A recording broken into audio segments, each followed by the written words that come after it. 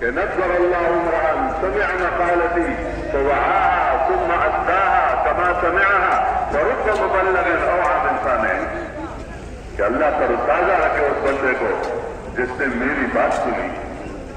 کتنی؟ ایک بات تو ایک ہے لیکن ایک اس کی پیغمبر صلی اللہ علیہ وسلم کی ہے. تو عام تو نہیں ہے کہ کسی عام بندے کی ایک بات ہے.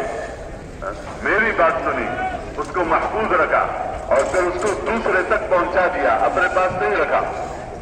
تو ہو سکتا ہے جس تک بات پہنچا دی گئی ہو وہ اس بات کا زیادہ وہ حق ادا کرنے والا اس سے، اس نے ہو سکتا ہے 10 کو پہنچا دے اور ان 10 میں سے ہر ایک 100 کو پہنچا دے اور 100 میں سے ہر ایک طرح کے 1000 تک پہنچا دے.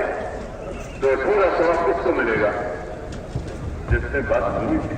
یہ سننا کام ہے.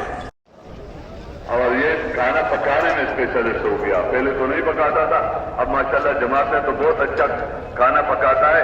اس لیے جب بھی ہو یہ خدمت تو آپ ہی کر رہے ہیں، خدمت تو آپ ہی کر رہے. تو یہ کھانے میں ہو گیا اور یہ بیان میں ہو گیا اور یہ تعلیم میں ہو گیا اور یہ فلان عمل میں ہو گیا.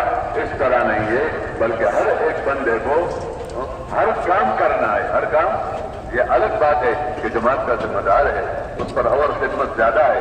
تو جماعت کی طرف سے یہ ہو کہ جی آپ جو یہ جماعت کو سنبھال رہے ہیں، جماعت کو سکھلا رہے ہیں، یہ بہت بڑا کام ہے. کھانا ہم پکا دیں گے. جماعت میں عالم ہے، آپ لوگوں کو سکھا رہے ہو، بہت بڑا کام کر رہے ہو. انشاءاللہ کپڑے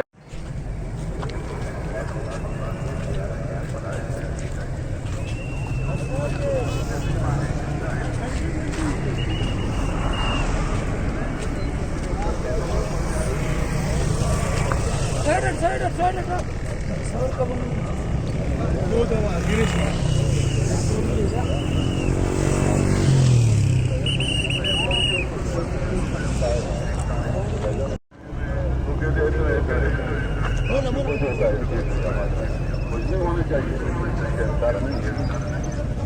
اچھا، صبح اٹھنے کی دعا، سونے کی دعا، لیکن جب وضو کا وقت آ گیا